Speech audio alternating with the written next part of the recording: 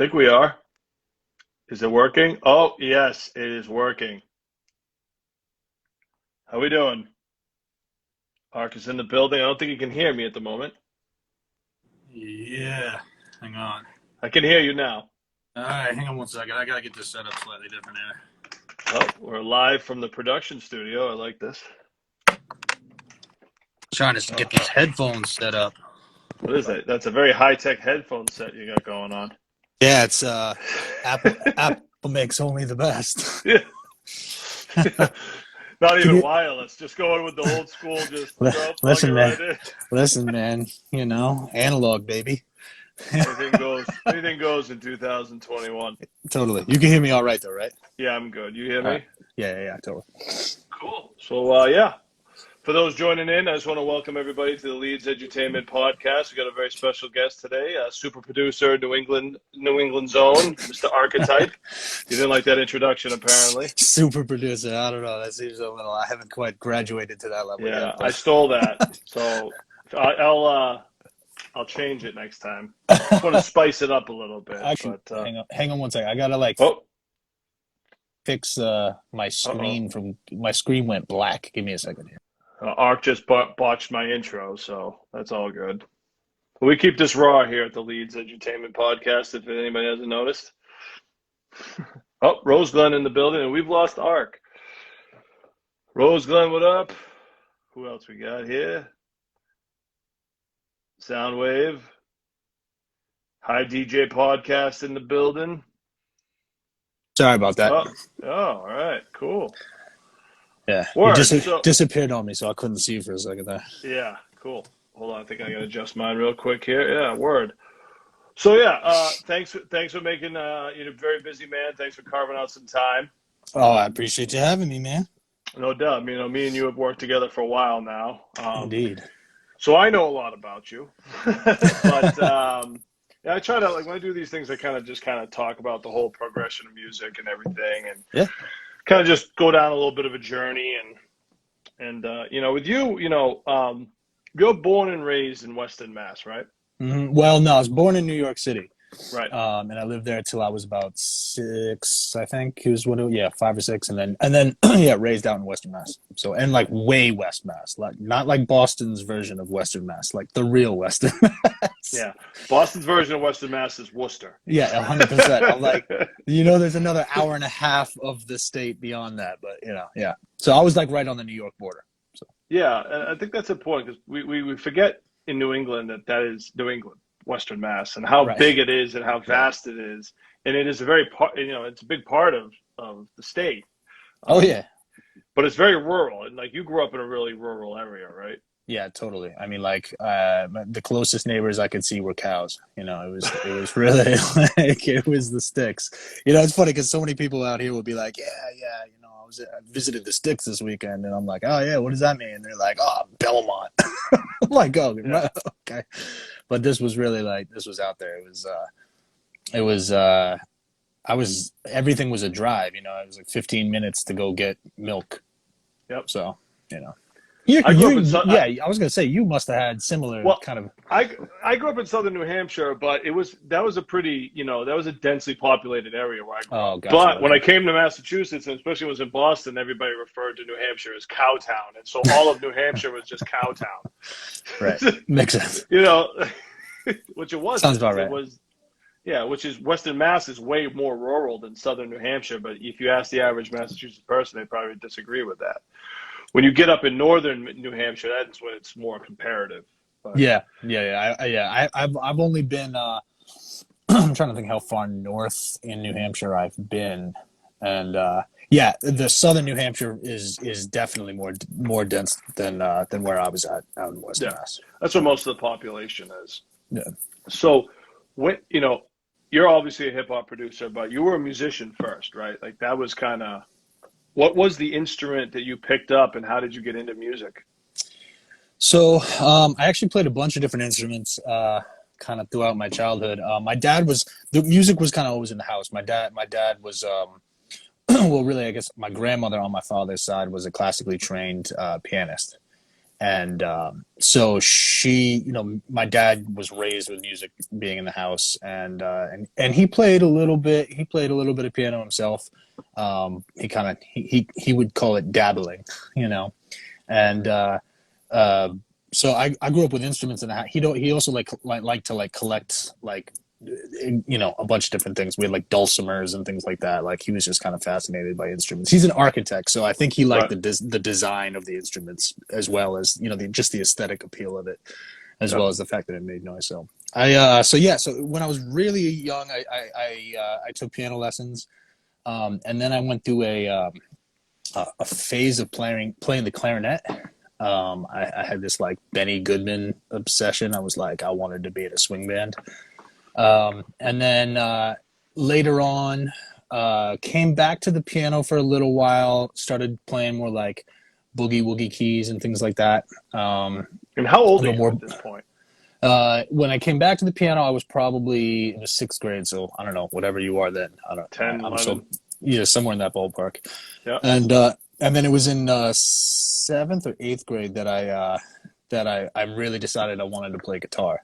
And my uncle actually lent me my first guitar, and that was kind of the beginning of that. You know, and he was sort of like my music hero in my eyes, because he was like, he's this incredible guitarist, and you know, he sort of romanticized the whole thing. It's like we'd be hanging out and he'd be just like playing guitar, like playing Jimi Hendrix, like note for note. He was just incredible. I mean, he was childhood friends with Eric Clapton. Oh, wow. So he had that whole background. I mean, they wrote songs together and everything early before Clapton got signed. Um, and uh, and so, you know, he had that kind of styling behind him, and I just fell in love with it. I was like, this is it. You know, I want to play blues guitar. So Right. he lent me my first Strat, which I still have today. It's at the studio, and he lent it to me for a year, and I learned on that. And then when I tried to give it back, he told me that was mine for forever. So that's Were you still kind like, of that's were like you my mostly prized self-taught? possession. Yeah, yeah. Were you Yeah. mostly self-taught, or did you take instructions and all that? I took lessons, Lessons? but I Yeah. was really just like, I didn't have the desire to like, I just wanted to learn how to play the licks. Like I was like, this is the stuff I want to play. Just teach me how to like do the basics, you know? And then once I learned the basics, I just sat there for 6 hours a day playing guitar. Like I was so addicted to it. And I mean, out there, there's also like nothing to do. Right. Like we were just talking about this the other day. It's Yeah. like, Yeah. you know, you either get into some hobby fully, or you start doing drugs. And I just chose the music. So, I did both. oh, hey, there you go. Well, so you multitasker. Yeah. So Um, well, yeah, that's so. And your family's Hungarian, right? yeah, my father's side is Hungarian. Is that like, is he like from Hungary? Did he like Yeah. come over? Oh, Yeah, wow. so, my dad's older, and so he actually came over. He came over in World War II, Wow. fleeing everything that was happening in Europe, and actually came. He was supposed to come into Boston. Actually, no, sorry, my bad. I have that reversed. He was supposed to come into Ellis Island, Right. and it was closed that day, so they rerouted, and he actually came through Boston. So Boston was the first city that he stepped foot in America, and he was about, I think he was about 6 years old at the time. Wow. Yeah, it was. I mean, the stories that he tells me, that like, because my grandmother kept a journal of their whole experience, you know, in refugee camps, you know, and they had to abandon their entire life and start completely over from scratch. And like it's the craziest. And I sit there and I think about like the things that I'm like, you know, struggling with, and I'm like, well, this is like nothing compared to what he dealt with, like, you know. Right. So yeah, he's pretty incredible, I gotta say. Word. Definitely. I mean, 6 years old, leaving and fleeing your home and going to a new country. I mean, that, I didn't Yeah, even like moving a little bit, at yeah, 12, I could imagine that. exactly. So it was all, starting training on music. It was non-hip hop at that time, right? You were studying all types, right? And Yeah, playing. like I really fell in love with American music is really what it Right. was. I mean, like it started with blues, Yep. and American roots music, and then it kind of just went its way through genres. Like, you know, I mean, there was a point when I got way into reggae, which is not American music, but but then, you know, came back around with I mean, I guess if you look at the roots of it being, you know, like soul and R&B, which it kind of was, that was sort of some of the early influence. Then it sort of all is kind of derived from it, but it's all, I guess it all goes back to Africa in the long run anyways, but Right. but So but yeah, then went through soul, funk, and Parliament was kind of the thing that really acted as the bridge for me into hip hop, because Parliament was so hugely influential, and I mean, we all know like all the Snoop Dogg, Joe. I mean, all that West Coast shit was like Parliament Funkadelic was source material for days. So once I heard that popping up in hip hop, it was like, oh, this is cool. I see. So what was your introduction to hip hop that was like, you know, that got you hooked? So it's like, it's funny because that was like, I mean, I guess it's probably really clear for everybody. I mean, I guess everyone's got their memory of it, but for me, it was a combination of two things. It was my mom, oddly enough, had, of all people, who is like not the most like, she's not like a super hip hop mom, you know. Right. She brought back a movie from the video store, because that's what, you know, I'm old enough that we had video stores. And she brought back Slam with Saul Williams. Oh yeah. And so that's like 99 then. Like yeah, and it had just come out, and yeah. She puts me onto that, and she's like, I got a movie you should watch. And so I knew nothing about it. I watched it, and my mind was like completely blown. I thought it was incredible. I fell in love with Saul Williams the whole time. I knew nothing about anybody in that movie. Like it was like completely a new world to me. Because mind you, I'm out in the sticks, so you know, what I'm exposed to is so limited. You know, like we didn't have radio stations. I didn't have TV. I mean, we had some radio, but it was like real basic radio. I mean, it's like, you know, top 40 radio only. You know, wow. And most of the channels were all like rock. There was one sort of pop urban-y kind of station, you know, Fly 94.5 didn't get out there. Oh hell no. No, we had Fly 92.3 in Albany, out of Albany, New York. Yeah. So that was the closest thing playing like anything like hip hop, you know, and so I just wasn't exposed to a lot. It was hard to find stuff, you know, and and then a buddy of mine. Was there record stores? Was there? What was the closest record store? There were. You know, like I said, everything was 15 minutes, so you know that. Strawberries? Definitely not. They were all. They were like mom and pop shops. You know what I mean? Oh, so wow. It was like, and they were tiny. So like. So selection was limited. Limited as hell, and that was kind of the crazy part. Was the spot that I went to? There were two stores in my town. One was called White Knight Records, and the other one was called Toon Street. And both the selections were like really small in these spots, but they fortunately had a couple CDs that my boy put me on to. One day he took me to the store and said, "You're gonna get this CD, this one, and basically he got me. He told me to get Black on Both Sides, Things Fall Apart. Most Def, Black on Both Sides, Roots, Things Fall Apart, Fuji's The Score, Lauryn Hill's Miseducation. Yeah. And what was the last one? Reflection Eternal. And so again, this is around 2000. This is like right when I essentially like right after or right at the same time as watching that Slam movie.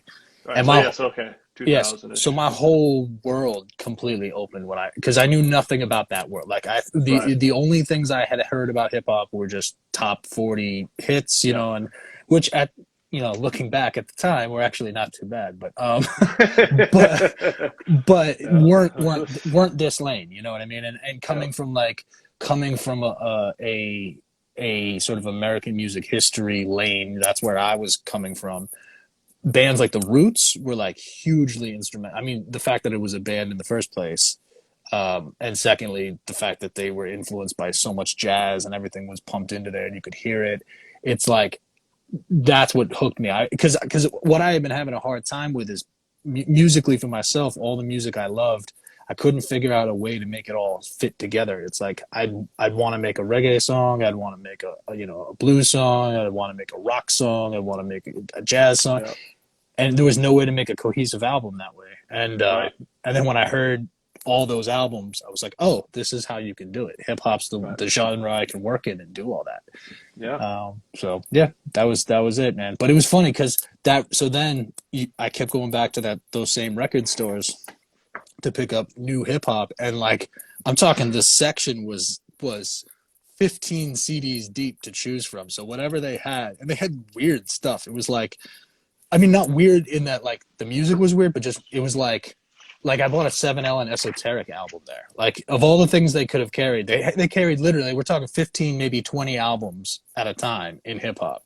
And 7L and Eso was there, and like so I was getting Nice. I was getting some great music. I just knew nothing. I had no context for it, and I didn't know who 7L and Eso was. I didn't know they were from Boston. I knew nothing. I was just buying CDs based on cover art and just listening to it and falling in love with stuff. So Dope.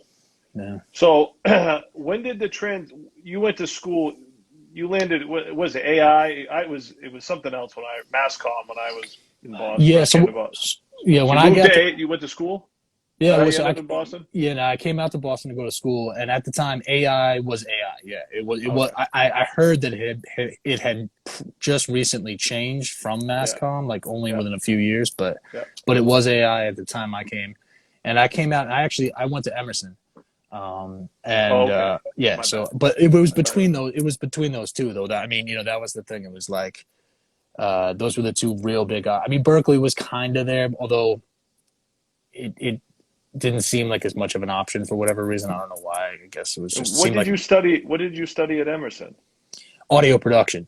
So they had a program when I went there that's no longer there called audio. I guess it was like audio and radio, I think is what it was. And so it kind of geared people to go in the radio lane, which over the course of time obviously has dwindled. I think the closest thing they have now is called sound for film. You know what I mean? It's kind of disappeared. Yeah. So, but yeah, it was crazy. I was there when like JCO was there. Yep. And a few other folks were and 88.9 at night was like vibrant at that point. So it was a really cool time. I mean, between AI New England, undergroundhiphop.com, WERS, and then all the venues. I mean, at that point, man, I mean, that was back when we were, there was, what was it? Bullfinch Yacht Club and McGann's and all that stuff. I mean, there was like, you could see a hip hop show at one of 20 venues back then. It was crazy how many places were doing hip hop. What year did you come into? What year did you start at Emerson? Oh wow! Let's see. I graduated in 2006, so I guess the 2011-12 area. Wait, no, sorry, 2001 too. Yeah, yeah. I wish it was 2011-12. Yes, that's when you started. Yeah, 2001 or two. Yeah, somewhere in that ballpark. Yeah. Mm-hmm. Yeah. So you studied engineering there, basically. Yeah. At that point. So, what point do you say I want to be an engineer instead of just a musician? That happened. That happened when I was still out in Western Mass. So I had the band I was with. Was the way I got into recording it all is I started playing guitar, then got into a band with my buddies in middle school, and we were like, all right, we got to record like an EP or something, just a few songs to have. It's like we were really just trying to get a demo so we could get more gigs, and so we went to the studio. Now, mind you, I thought this was like the most amazing studio in the world, and like looking back, I'm like, I was definitely standing in this guy's kitchen while I was playing guitar. Like it was not. I mean, like no shade at all. It was a lot of fun. It was great, but I like my vision of it was so not what it in fact was. But that whole process just seemed like so much magic to me. I fell in love with it. Like from that one session on, I was like, that's what I want to do more of that. So I got a little 8-track and started doing little home recordings, and I loved piecing together music on my own. My band ended up falling apart because that's what bands do, especially when you're when you're in middle school.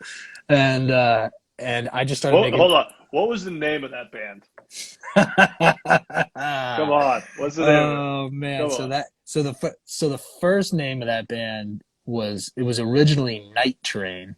Nice, dude. Which Nice is, yeah, I training. mean, we fancied ourselves a blues, rhythm and soul act. You know what I mean? We were sort of like in the sort of Blues Brothers kind of lane, I would say. That's kind of what we were doing. So I was like, all right, we were night training, and then it turned into a Tip Top Deluxe. Yes, dude. Yes. That's what I wanted to hear. Yeah, All right. yeah. No, we just That's the name. consistently upgraded the whole thing. All right. We won't get sidetracked on that. I just wanted I love Yeah. people's first bands and Oh yeah. Oh names and yeah. everything. It's always usually classic. Oh, it's fantastic always. It never fails. But So yeah, I basically started recording some stuff then and was like, this is super cool. And fortunately had an advisor at my high school that was able to be like, that you could do that as a career. Like there are a career. I mean, they were like, it's a trade. you might want to run it by your parents and see what they think about it Yeah. first. Fortunately, my parents have been immensely supportive the whole time. But yeah, so then started looking at schools and came out to Emerson. So out of college, what was your first what was your first studio gig? So my last year of college, they would accept an internship for credit. So I landed an internship at Waltz Audio. Oh yeah. RIP, but legendary, man. And I was so amped, man. I remember coming back that day. I couldn't believe it. I thought I felt like I had landed a job. And Unpaid job. Yeah, an unpaid job cleaning the bathrooms. Yeah. I was like, I was amped though, Yeah. So I started doing that, and actually, it was interesting because at the time, Tom, the owner, Tom Waltz, Yep. there was some shifting going on with the staff a little bit. He was having some troubles with a couple of the engineers, and people were I think a couple of the engineers were looking to move on their own anyways. Yep. And I made it pretty clear to Tom early on that I was like wanted to be an engineer. I was like, and I had at the semester before finished an album that we actually did the release part of it. It was an artist named Vice Versa, and we had done his first album, Career Suicide. I had just finished, so I had an example of something that I had recorded, mixed, produced, the whole thing, and so I gave it to him so he could check it out, and he was impressed by it, and because of a few things that happened at the studio and a couple turn of events, I actually got put into a position to be engineering and getting paid for it within 3 weeks of starting the internship. So my internship was kind of this like very cool mix of like, yeah, you're gonna clean bathrooms, for the first part of the day, and then we're gonna throw you a session in the afternoon, and it was kind of back and forth. And then that was my last semester of school, and I just kept telling Waltz or Tom that I was gonna be done, and that I'd be much more available than I was, and he was like, yeah, I'll take you on full time. So I worked there for maybe a year or so after I graduated, and then he had some stuff that forced him to sell the studio, and then that kind of changed the dynamic, and sadly the studio ended up closing not too much longer after that. But yeah, and for those who don't know, that Waltz Audio was a staple studio in Boston on Boylston Street, and so much Boston hip hop history was recorded there, among other things. I mean, this how long had it been? Waltz Audio been there? I think by the end it was a total of something like 27, 28 yeyears. It was it was a long run, and it had a very rich history of especially in the hip hop world. It was it was amazing. It was crazy. Yeah, I when I first started recording, I was at working with Matty Harris over there, and working with Slane and Right Hook and a bunch of stuff. I actually even had a studio room in there with Matty, and it was a disaster because it was at the end. Yeah. Fortunately, I think we both came in at the end of the run. Right. And shout out Pete Peliquin, obviously. Yeah, Pete. Definitely. Pete Boards was a staple over there, and it was really sad to see that place go down because that was a legendary studio. Yeah, it really was, man. I met so many people. Actually, it's funny because Pete. I only met Pete later. Pete had already moved on prior to my getting there. But but that's where I met. I mean, that's where I met Rex first. Yep. He was just kind of wandering the hallway one day, and then Oh yeah. that's where I linked up with XL for the first time. And there's so many people. Benzino. I did a bunch of Benzino sessions. Mass Pike, Miles, Smoke Bolger, all those guys. I was working with them all like a lot, and it was so the hub of everything. It was like you just never knew who you'd run into. You never knew who you'd see. It was just it was the center of hip hop, from what I could really tell, in a lot of ways. And when it shut down, it did feel like all of a sudden things just kind of scattered. There was no like epicenter anymore for the community, like in that sense. You know what I mean? Like obviously the Middle East was still, like those places were still intact, but as a recording space, it felt like everyone kind of went into their own little pockets, and there wasn't that ability to run into people and just see people in passing and meet people that way. Yeah. So because it was how many studios? Because Waltz was a big studio. How many actually studio rooms were in Waltz? So Waltz had the main studio A was like that was like kind of the show, and then Tom had a mastering room in the back, and then another one. Then there's these guys, Alex, and I forget what the other guys' names were. They were sort of like they weren't like it, I could never tell if it was like Tom. They were like it was Tom's studio that they were used. I don't know, but that was there, and that was a little smaller than Studio A, but it was a nice room. Studio B, right? I guess it was labeled Studio B, but it seemed like it was like from what I could tell, it was its own separate entity. So I could that was the part I could never quite understand. Like how many different recording studios were in there though? There's like four, at least 4 or 5, because like I don't know. Do you remember the Ebb and Flow dudes? Yeah, do you remember those guys? Their room was next to ours or near ours. Yep. And that's where I saw Rex was always recording. Yeah, Rex was always there. Yep, absolutely. So there were like 4 or 5 different rooms in that whole floor was just a maze of creative stuff. Yeah, and that's what made it so awesome, because that's when you would run into people in the hallway conversations, in the lounge, and like you never knew.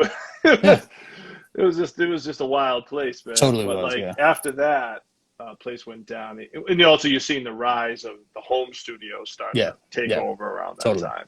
Yep, absolutely. So when that goes down, where do you? How long is it till you open up your own studio? So I the whole time I was at Waltz, I had a little project studio at the house, and I was taking clients, but it was I had to be real particular about who it was, because it was like my living room, So I was like, I wasn't bring just over like, the Benzino posse. It wasn't all that. It was kind of like deep in your living room. No?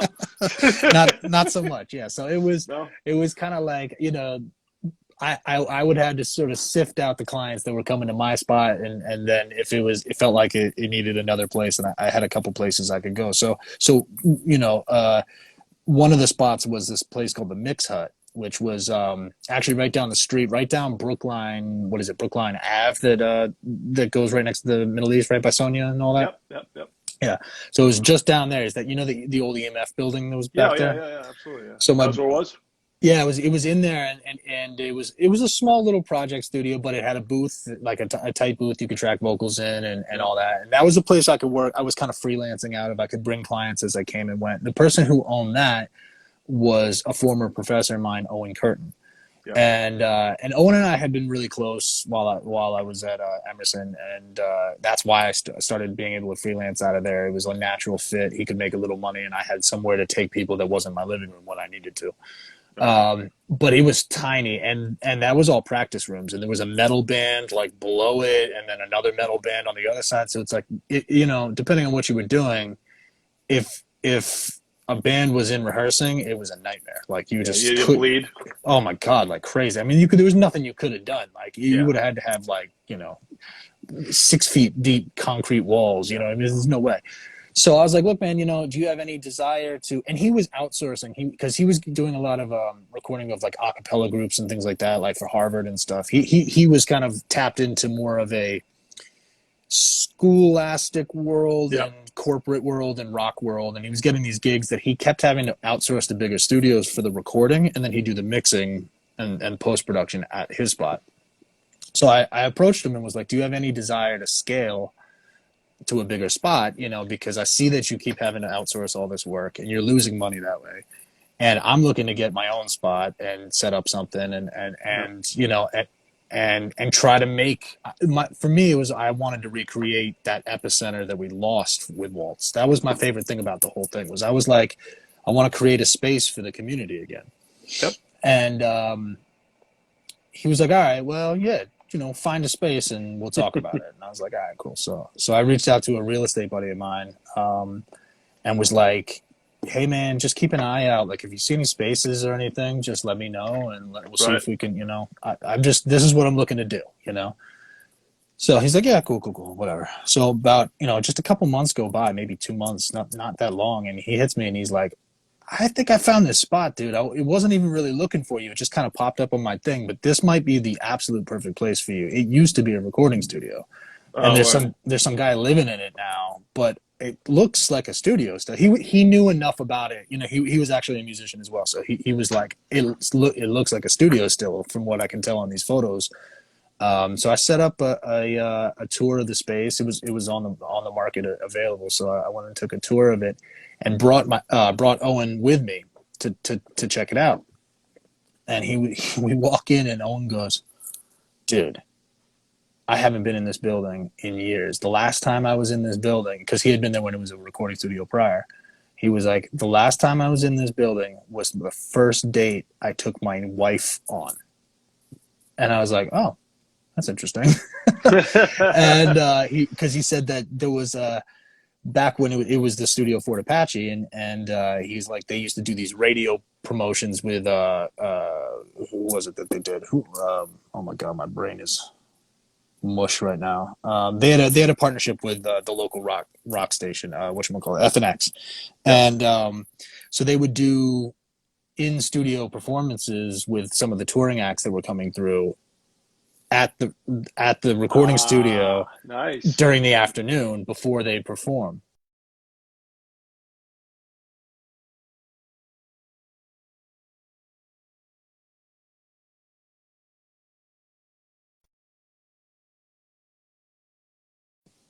We there?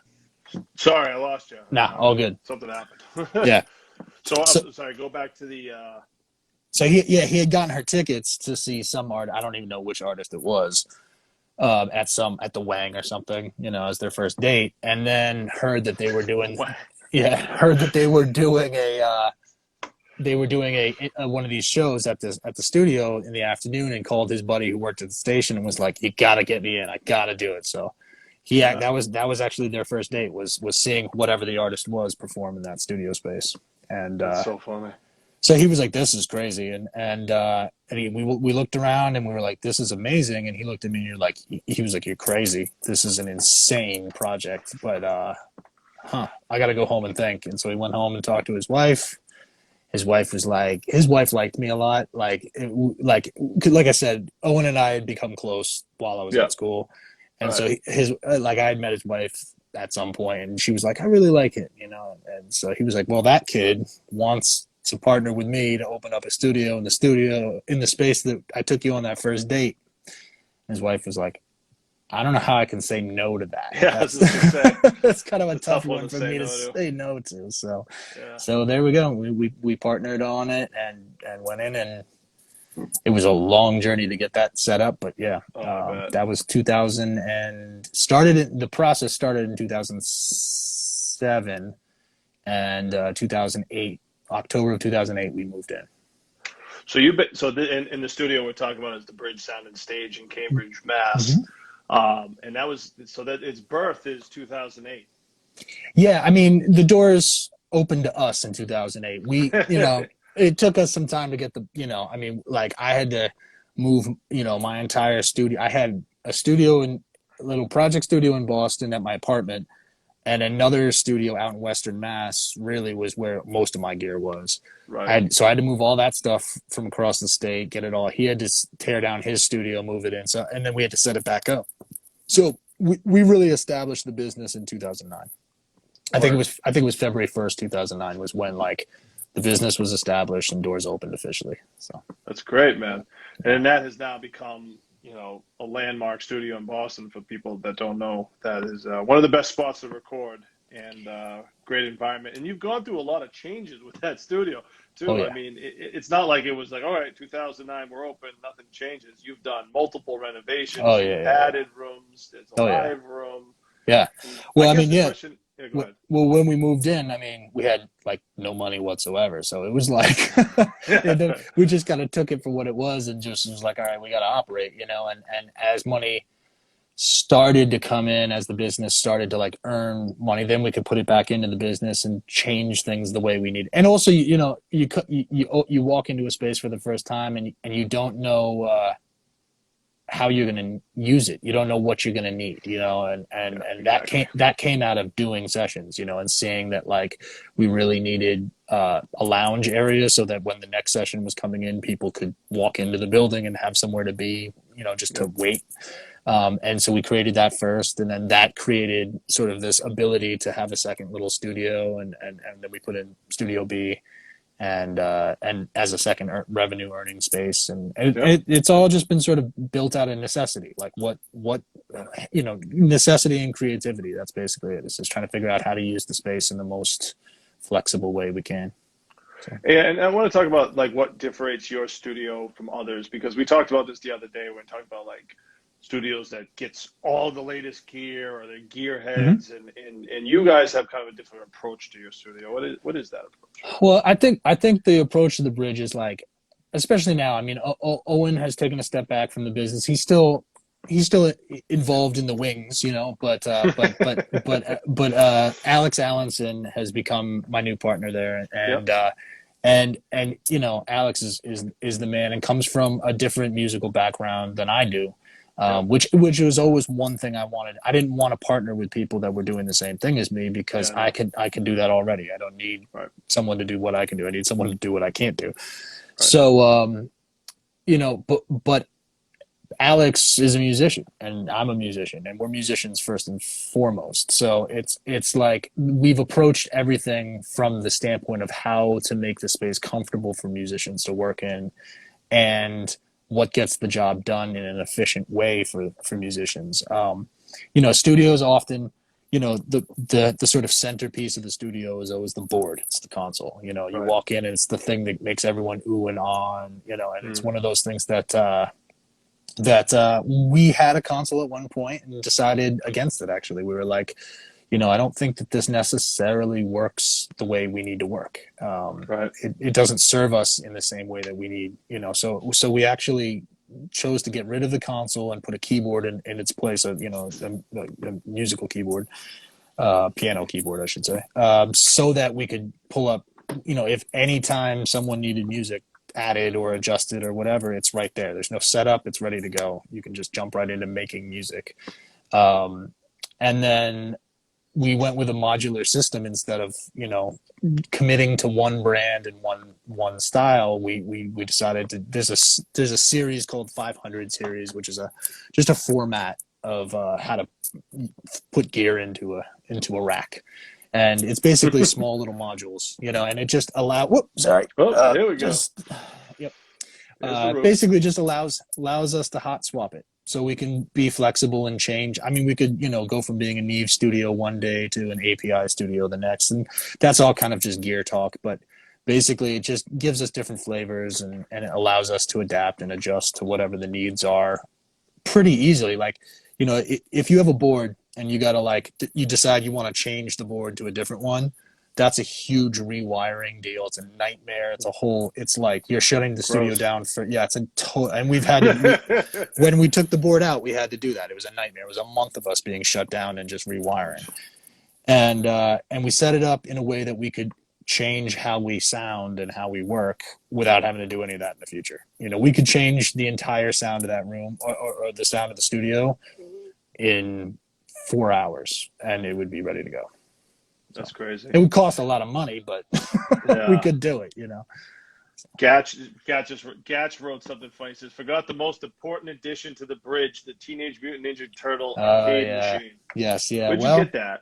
He's got they got a retro, they got the old original 1990 Teenage Mutant Ninja Turtle arcade game in the studio? Where'd Well, you get that? it's a remake of it, you know. So Oh, it is the actual game, yes. but it's a, you know, there's a company called, like, I think they're called One Up Arcade or something like that, and they've done all these like awesome recreations that are smaller and than the original machine. And we bought it at Walmart. It was like, you know, they're Oh, readily man, it available. was just at Walmart. You Yeah, just get that at Walmart. they're readily available, and you can get Oh, them I for all didn't know kinds of. that, dude. Yeah, you can get them for Mortal Kombat. You can get them for Oh, NBA shit. Jam. You can get a whole. They're actually really dope. Love those games. Oh, they're awesome, dude. It's all they picked all the best games and like and created it, and they're reasonably priced. So if anyone's got like a game room or a, you know, a cave Yeah, somewhere that they want to outfit, you can definitely go to Walmart and stack that's up crazy. on vintage games.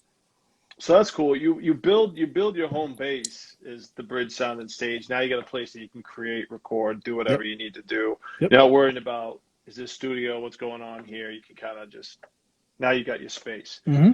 So now, I want to go back to your production now. Now Mm-hmm. it's musician to engineer. Obviously you are producing, but Yep. now that you have the space to produce, I'm guessing the production really starts to take off. Yeah. And Yeah. let's talk about the progression of you becoming a hip hop producer and the people you worked with and Totally. Yeah. that So, whole I ride. mean, the production thing was always kind of there from the moment I moved to Boston. So, like, before I moved to Boston, I was already producing hip hop beats. It was basically like as soon as I discovered all those artists that I had heard, that I mentioned earlier, Yep. that I started really digging into it and realized, okay, all the stuff I'm doing already on my little 8-track, where I'm making like blues songs and rock songs, these all could be hip hop songs. I knew nothing about how to do hip hop production, so I was just listening to it. And what I had is I had a little like little drum machine.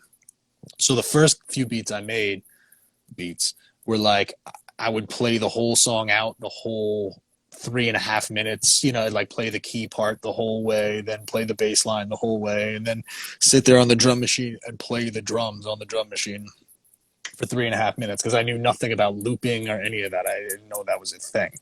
Right. So someone put me on the program Reason. This guy that I was working with who had a studio out there told me about Reason. I looked into it, and the reason he had told me about it was he was like, yeah, it's a great system for adding drums to your songs. Like, they've got really good realistic sounding drums, so when you're working on your rock music, you can put like a real sounding drummer in there.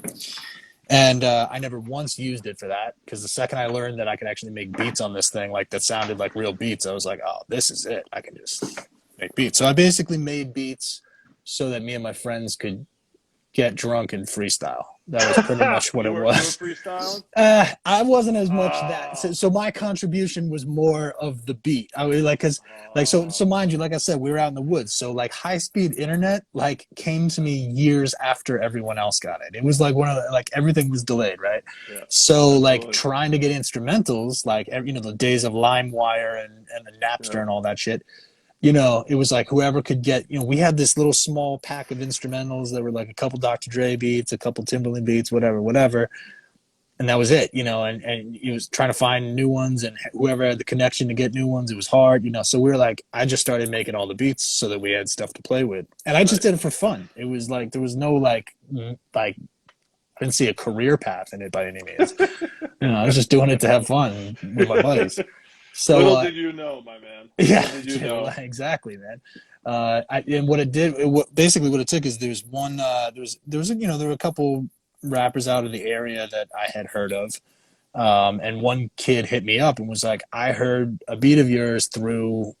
We had a mutual friend, and he had a company of beats, and he played me them, and can I rap on this stuff? And I literally had never even occurred to me like that these would be like real songs. I was like, I mean, yeah, sure, I guess. I never thought of that.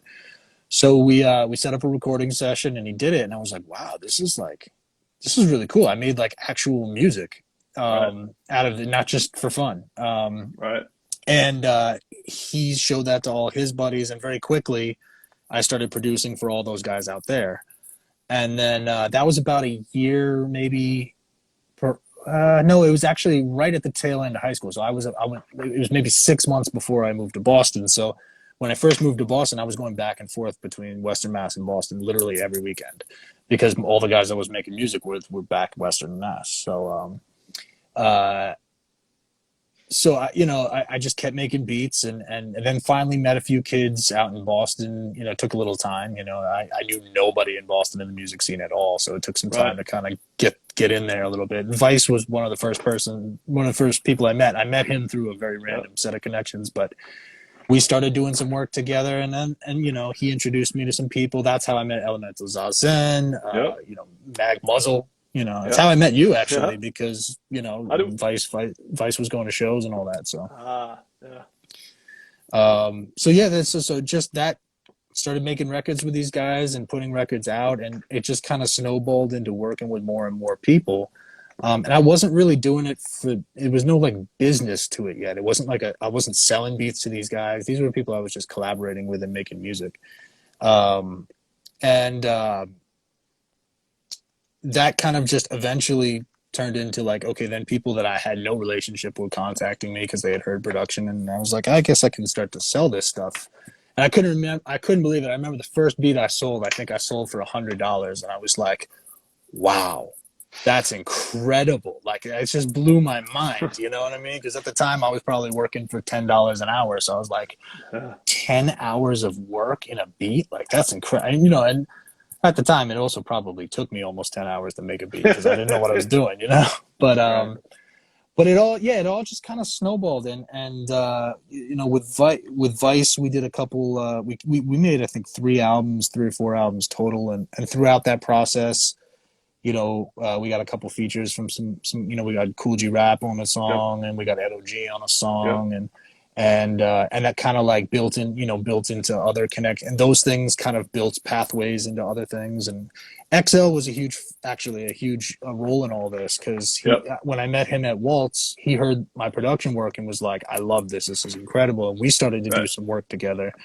And X is one of those guys who it's like he's a connector in a way that's like, anyone who knows X is that guy. Like, he's just his energy in a room is unbelievable. It's electric, and he, whatever, if he embraces you, then whatever is his is yours, and if there's no sort of sense of keeping things from anybody, and so he just connected me with everybody. It was just tap me in, and so. So he started to connect more dots for me, and then I became a really big fan of Duck Down records in general. Just like listen to all those guys, Smith and Wesson, Helter Skelter, all the solo projects, everything. I just grew to love those guys, and randomly one day decided I would reach out to Rusty Jukes. I was like, I don't have the ability to get at the Sean prices. I had been sending emails and getting no responses. And so I was like, all right, I can't, Buckshot's not replying. Sean Price isn't replying. These guys aren't replying. Let me try Jukes. Let me see him. Cause I love Jukes too. And I was like, I'll just see what's up with him. And he replied right away. He hit me back like instant, and I was floored. I couldn't believe it. It was like maybe 6 hours later, maybe 24, but I don't even think it was a full day. And fast for rappers. That's what I mean. It felt instantaneously. Yeah, it was crazy. And he was like, "Bro, I love this." I sent him like 2 beats or something, and he was like, "I love these. This one in particular is like, can we do something with this?" And I was like, "Yeah, absolutely. Let's do it. I'll come to New York when do you want to do it?" So I went to New York, and I booked out a studio, had him come by. We were just going to do this one song because he was working on an album at the time. I think it was with Crisis. I think this is around. This must have been around 2010. I think is around 2010, 2011. So I'm trying to remember if it was Crisis or not, but I think that's who it was. And he was like, "I'm working on this album, so what are we gonna do with this song? You just want to?" Because Jukes does full albums. That's like with one producer. Like, he doesn't really do the like mixed producer thing. He likes to do the collab album stuff, which I think is great. So he's like, "I'm working on this," but I was like, "Well, let's just put it out as a single or something, let's not worry about it, But I brought a whole stash of beats with me, and I was like, "Can I play you some more shit?" And after the session was done, and he was like, yeah, so I played him, I don't know, I must have played him 25, 30 beats. And he was like, dude, I love all of those. Like, let's just make an album. Like, let's do it. So I was like, all right, cool. So I gave him, I don't know, I gave him the whole folder, and he picked the ones he sat with it, picked the ones he really wanted. And we made an album together, and put it out on Duck Down about a year or two later. And that really was like, for me, a big marker, because it was like me reaching, like, you know, it was one of my goals. I love Duck Down. I was trying to figure out how to work there in some capacity, work with them in some capacity. And I got my shot to, and it put me on a platform that was global. And that's when things started, you know, that's when the Slanes started to take notice, and the terminology was on the Jux album. Like, I met a lot of people through Jux being able to connect dots for me. And so then was able to continue to work, you know, and that really spawned into so many things. I mean, we had King Magnetic was on the record, and so I started to build with King Magnetic a little bit, and then King Mag, randomly one day on Facebook, I got a message from Vinny Paz, and which I was like totally shocked, like threw me because I was a huge Jedi Mind Tricks fan in high school, like loved them, and through college even, and was like, Vinny's like, yo, my boy King Mag put me on some of your work. There's a couple beats I'd love to use. Can we talk? And so I started talking to Vinny Paz and working with him, and was able to do a couple songs for him that have been, I mean, one song in particular is just been a huge catalog piece for me, because what's the name of that one? Is Happiness Just a Word? And that was a big record with the video.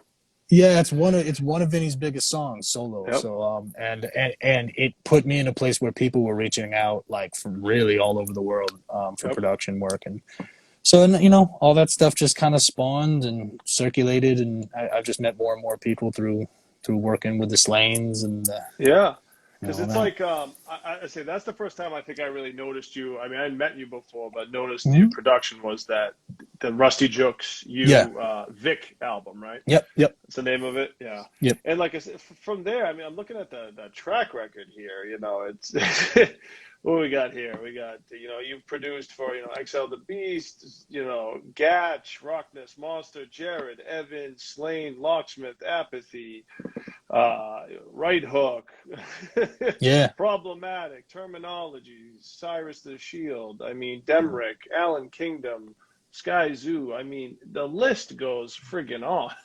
Yeah. You know what I mean? I mean, and there's a ton more I'm not mentioning, because I don't, you know, I'd be here for a while doing this, but you know, I also want, after that period, you know, obviously you become a producer and you're known for hip hop producer.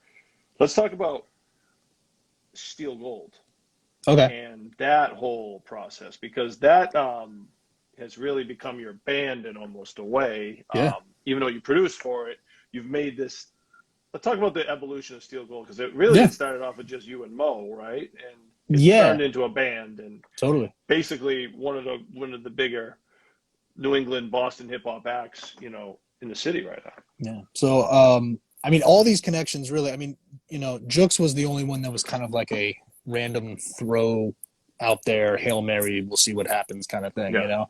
Everyone else that I've ever built with in this industry has all been through friends and mutual connections that were just, you know, and it took a lot of time, you know, and Mo was someone who was the exact same. It was like, I was a fan of Mo's first. He was making music, he had made a ton of music over the years, but at the time that I was, you know, in the city trying to get to know him, he was working with Rain, and they had done an album called Life After God. Yep. I listened to that record like incessantly. And you produced on that record too, didn't you? No, not on that one. That was all Rain.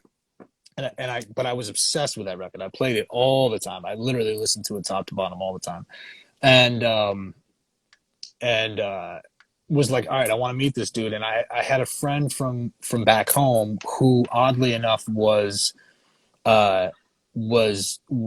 long time friends with Mo, you know, through a whole other chain of like it.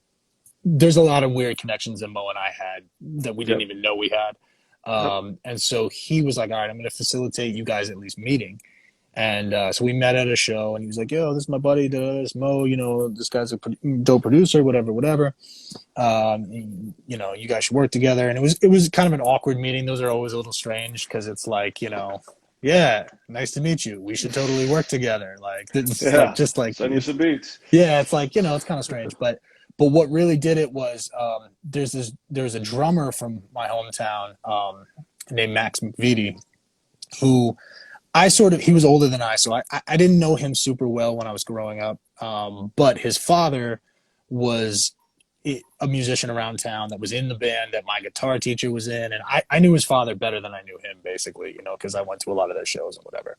And Max, we reconnected while I was out here, and Max started sending me break beats because he was just recording stuff at his home studio and sending them over, and I was making beats out of them, sending them back so he could hear it. And he was like, dude, these are awesome. This is super cool, whatever.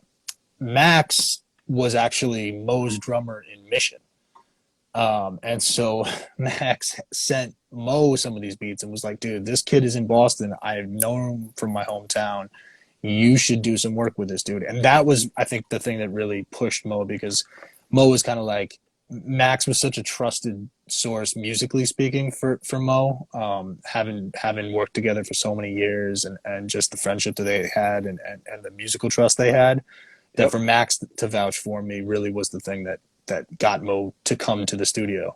So Mo and Rain came to the studio, and we just kind of hung out. They were working on an album called Let the Right Ones In at the time, and they were like, look, we're close to finishing that. Would love to have you mix that if you're down, and maybe add some production work to it. And that was the record that I kind of came in and did a little bit of production work on. Yeah, there's one of them. Yeah.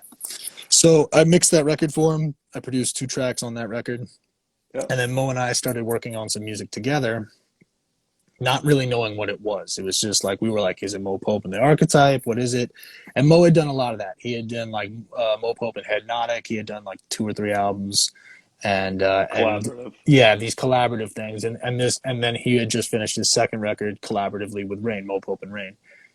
And he was like, I don't want to do another Mo Pope, and I'd kind of like to, like, I want to work with you, but I want to, like, let's just call it a group. Like, let's not call it Mo Pope and the Archetype. Let's call it a group. And I was like, yeah, okay, that sounds like a good idea. The only thing is we do need to let people know what the group is, you know? So all the first promotion for our first album is always like, Mo Pope and the Archetype are still gold. You know what I mean? That was like how we did it. But it was really kind of the two of us. Christopher Talkin has been a long time collaborator with Mo, and long time friend of Mo's, and he was always a part of really a lot of what Mo was doing. So he came in a little bit on that album. I didn't know Chris. I didn't even know. Like, I thought that all the screaming stuff. I just didn't realize that Chris was the one doing all the screaming stuff on the albums. I somehow thought they were samples or something. So that kind of blew my mind when I first saw that happen. And trying to figure out how to like make it work was such a weird. I was like, wow, I don't know how to fit this in, you know. And then we figured it out, and it works great, you know. I mean, Chris is like a certain kind of spice in the mix that that is it just kicks it up a notch. It's great. So the name though, Steel Gold, it's spelled STL GLD. What was the meaning behind the name? And obviously you took out the well, explain the name. Yeah. Okay. So basically, Steel Gold was a reference to. It's a reference to the Outsiders, which is a book and a film, and one that kind of like has a lot of themes that Mo and I both just felt like we felt strongly on. It's one of Mo's favorite movies of all time. He's like he has referenced Outsiders throughout his catalog so many times in one way or another. And, it's a classic for our generation. Oh yeah, absolutely. I mean, it is. If anyone has never seen it, and a lot of those other novels too that S.E. Hinton did. You know, That Was Then, This Is Now, Rumblefish. Yep. Those are all classics. Totally, and it's also an amazing film. So with like a ridiculous cast of like they're all up and coming. Exactly. Like it's kind of bananas when you look at it. Oh yeah. Yeah, So but it's based off of a Outsiders theme, the name? yeah, so it's, I mean, stay gold, pony boy, right? And Ah, so for us, it was like, all right, we were gonna call ourselves Stay Gold, but there was like some European like house duo or something that was signed to like Universal Europe or something like mm, that. yeah, So we no were like, good. all right, we can't do that. So we were like, all right, we're still gold. Gotcha. And so the thing about that was, we're like, all right, if we try to be still gold spelled correctly, it's going to be like a crazy uphill battle. And it also doesn't like, it's not really all that styly. It's kind of like, I don't know Yeah, what this is, right? right. Um, but we were like, all right, so we'll take all the vowels out, we'll misspell it, we'll make it a talking point, and it's actually proven to be. I mean, here we are talking about it now.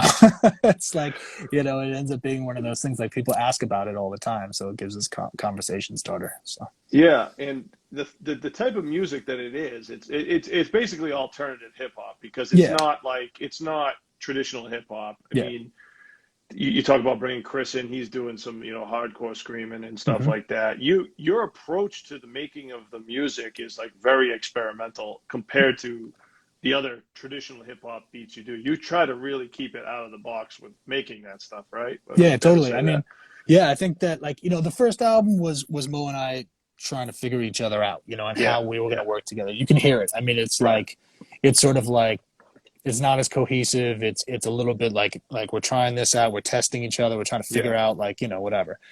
When we got to Torch Song, it's like we figured out what we do together, right, and that's when Chris was really much more involved in Torch Song, and like he yep, really became like a part of the group in a real way, like to the point yep, where I was building him into production. I was like, I want you to yep, scream, and I'm going to sample it and do all this. yep, And yeah, we were like, we need to put our influences, because like Mo and I and Chris and actually everybody in the group now. I mean, because there's Jonathan Ullman and Tim Hall.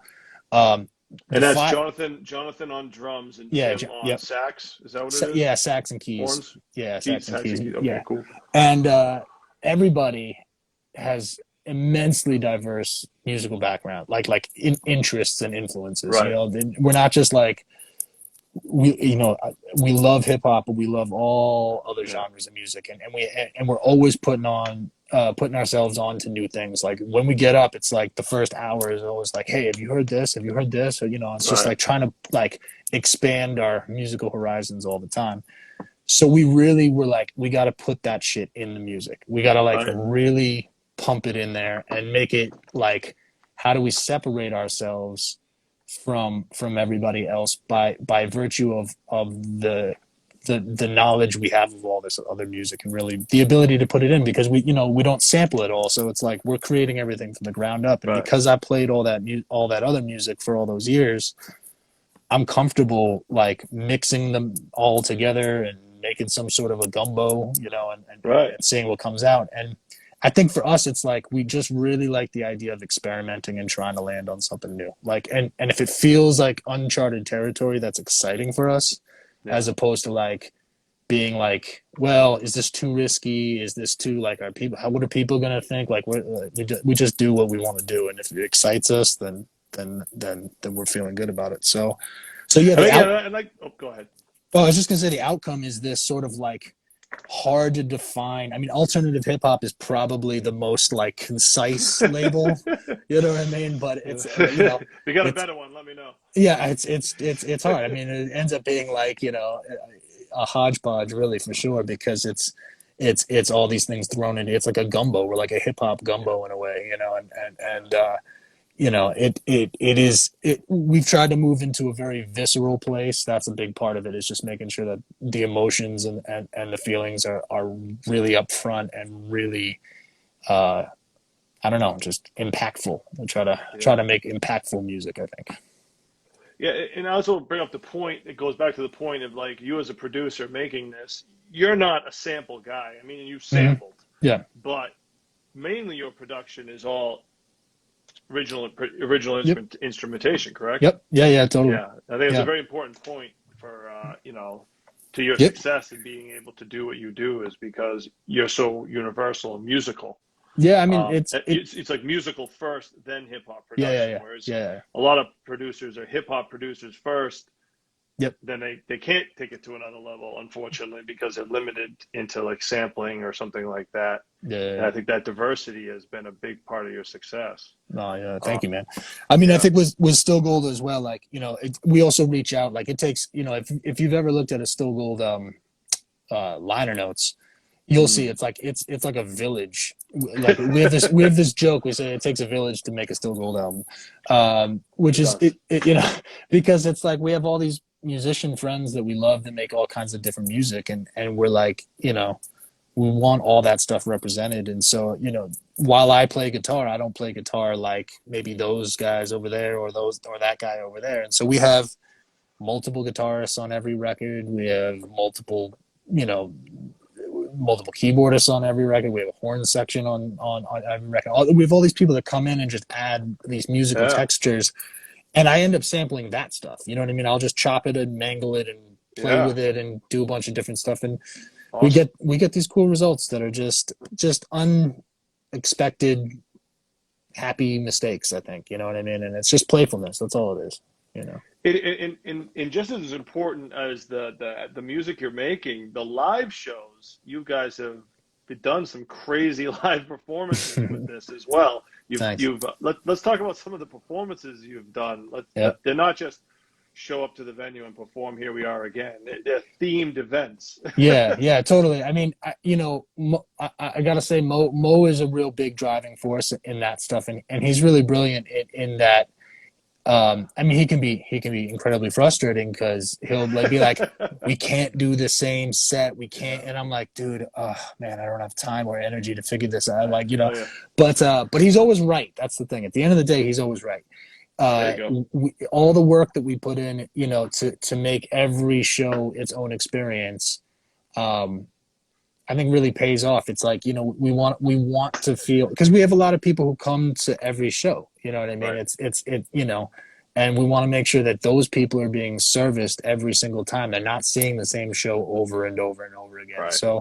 So for us, if you know, it depends on what it is. If it means just dressing up the venue in a particular way, you know, so that looks and feels a certain way. If it's changing the venue and making a venue out of something like, you know, that's not normally, you know, we tend to be the band that is like the first band to like play somewhere, like the first hip hop band, or at least to play somewhere, because people know we like to take risks. You know, like we'd rather like, you know, that we were talking about how we'd rather take risks and fail than just do something that we know is tried and true. You know, Right.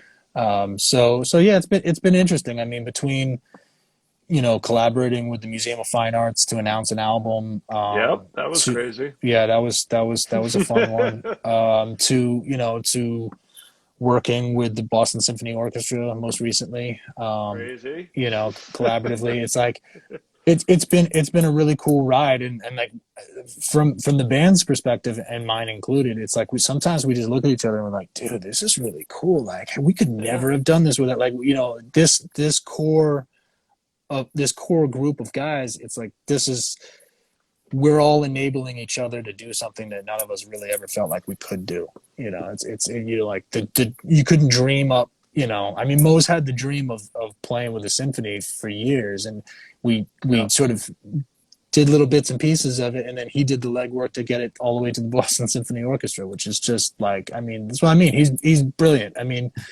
he'll drive you crazy with all his crazy ideas, and you're like, oh man, how are we ever gonna do it? But we do, so all the credit to him on that. You know, he's just a brilliant mind.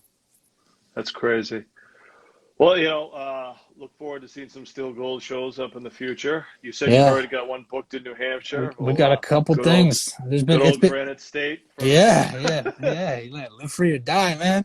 Absolutely. Yeah. But yeah, it's been interesting. We're getting this the last couple of weeks. We've all of a sudden had, like, you know, people calling again, and that's exciting. That's great. That's a little scary, but exciting. So now that we've gone through this kind of journey, now we got to talk about little bit of a debate of top 5 producers. Let's just say your top 5 that have inspired you. Favorite, not best.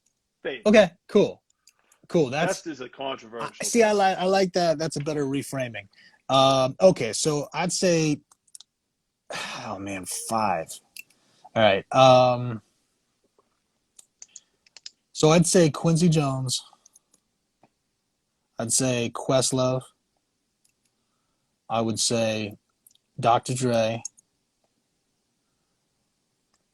John Hammond. Oh. And let's see, man, to round out that 5th. Oh gosh.